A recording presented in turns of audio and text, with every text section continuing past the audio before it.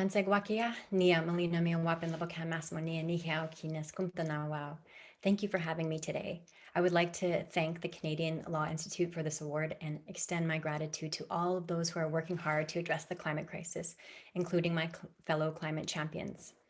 My vision of a net zero world is one where Canada respects and upholds the sovereignty and knowledge of Indigenous peoples, implementing a just transition and committing to the United Nations Declaration on the Rights of Indigenous Peoples are essential to a net zero pathway. Prioritizing Indigenous peoples and communities who bear the brunt of environmental contamination in their homelands is critical. A net zero future means that we no longer have sacrifice zones or sacrificed communities. It is with these justice tenets in mind that I accept this nomination. I myself come from a community that is a sacrifice community. We have felt the brunt of environmental contamination since I was born. The toxic burden that we bear is a lived reality in communities and Indigenous communities alike. It is a burden we shoulder for the rest of Canadian society and our global addiction to oil. The compromised water and air we drink, water we drink and air we breathe reminds me every day that our current system is unsustainable and an unacceptable cost to communities. I need to mention that before colonization occurred here on this continent, Indigenous peoples were thriving in a healthy and balanced ecosystem. It is no coincidence that it was the case, that this land was in pristine condition, teeming with abundance, because Indigenous peoples knew how to live in a reciprocal relationship with the land. Indigenous peoples' cultural practices fostered a deep sense of responsibility to take care of the land and to live in reciprocity with the land, which allowed both to thrive. For us to truly solve this climate crisis, we need a global paradigm shift back to understanding and living within the natural laws of our earth.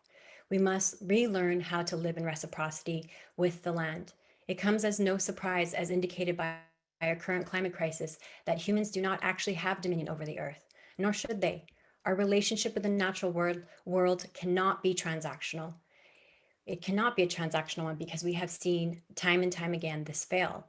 As a shift to an Indigenous framework of relationship with the earth is at the heart of a solution-oriented climate action. This needs to be a widespread understanding of what Indigenous peoples have always known. What we do to the land, we do to ourselves.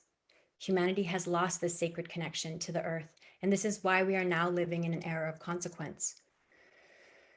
Indigenous peoples safeguard 80% of the world's biodiversity. It is critical that we, in turn, safeguard the people who protect the lands and waters that give us all life. Yet today, here in Canada and around the world, Indigenous land defenders are being criminalized for standing up to protect their homelands. A just transition places Indigenous communities at the forefront of an energy transition to ensure that our future energy system does not reproduce the imbalances or inequities of the current one. Indigenous peoples are already leading the way towards this transition, which is amazing, because I have been from coast to coast to coast in Indigenous communities throughout my time as a climate campaigner and while filming the TV show Power to the People, which profiles renewable energy, eco-housing, and food security in Indigenous communities across this country. What I heard was a resounding yes to the urgent climate action in Indigenous communities. This is why I decided to build a solar project in my own home community, which is in the heart of the tar sands, with a 20.8 kilowatt system, which actually empowers our health center, and why I founded Sacred Earth Solar and why I helped co-found Indigenous Climate Action. It was actually the first time I saw in my community the ability to dream and vision together about the future that we wanted to see, one where we were the decision makers of how we would produce energy. There are already over 2,500 Indigenous-led renewable energy projects and stories like ours across this country, with over 200 of those being large-scale revenue-generating projects. The revenues generated create a multitude of benefits and flow back to the communities as opposed to flowing out of the community. This actually creates energy democracy, where communities are decision makers and a part of the solution. So we need to see investment in renewable energy projects, more robust, progressive renewable energy policies, and foster support for community ownership models that support this transition. The transition itself must be equitable as it redresses past harms and creates a new relationship of power for the future through reparations and true reconciliation, not solely lip service to these ideals, but actual legislation and policies that commit to giving land back to Indigenous communities so that they can be stewards of their homelands once again. This is the future that we want to see, and these are achievable climate solutions. A first few steps as I end towards reducing our GHG emissions to truly achieve net zero include respecting the rights and decisions of Indigenous peoples to say no to extraction in their homelands, implementing UNDRIP and free, prior, and informed consent as a legislative requirement, ending fossil fuel subsidies to the industries that are responsible for fueling the climate crisis, canceling the Trans Mountain Pipeline, ensure